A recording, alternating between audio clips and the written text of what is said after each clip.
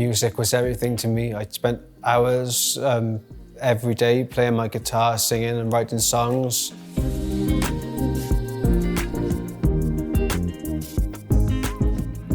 Superficial siderosis is a condition where iron settles on the surface of the brain, spine and spinal cord and causes damage to the surrounding nerves and tissues.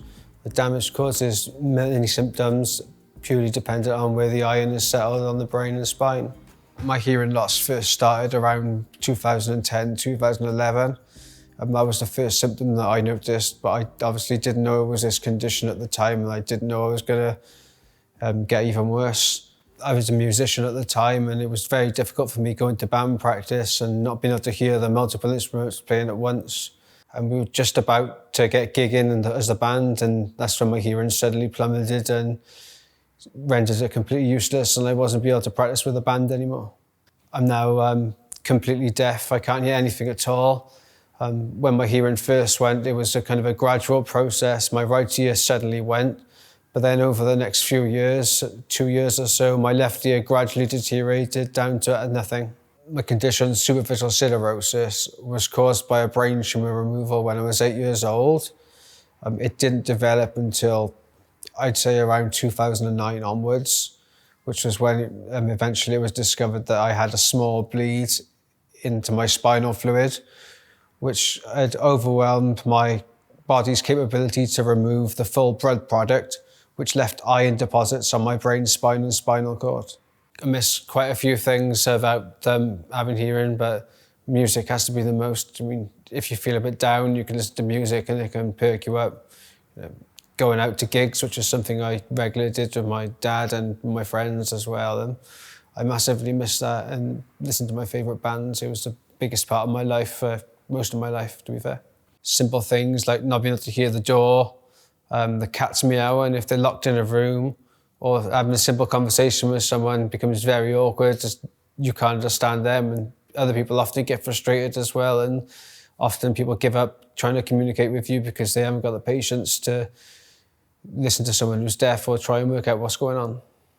Along with the deafness comes loneliness.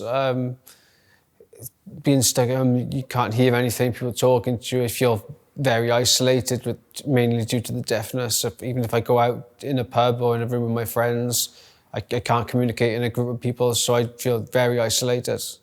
The most thing to me is people just giving me the time of day to listen and try to have a conversation, and wouldn't ask people to learn sign language. Not everyone speaks sign language, in fact hardly anyone speaks it. Lip reading is quite a big thing for me, so it'd be nice for people to just look at me and talk properly and just have the time of day to work out what's going on. COVID had quite a big impact on the treatment for my condition. Hospital appointments were non-existent for a while. I was waiting for painkillers, injections in my neck. It took many months and I was in quite a lot of pain. I've managed to get them now, and my surgeon has put me in for more repeatedly. But getting that initial appointment to have the injections was awful, just waiting and chasing and nothing was happening.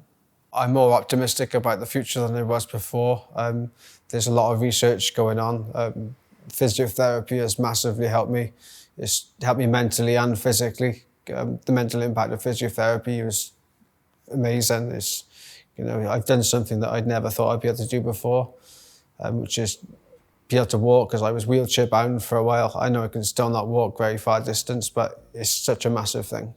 Awareness of the condition is very important, because it'll help people in the future, and hopefully get more people diagnosed who aren't already diagnosed, and can stop them going through this, and hopefully give more treatments as more doctors are aware, because most of the physicians are not aware themselves. And I find that's the hardest part for me, was to try and convince my doctor there was something wrong when they didn't know what was going on.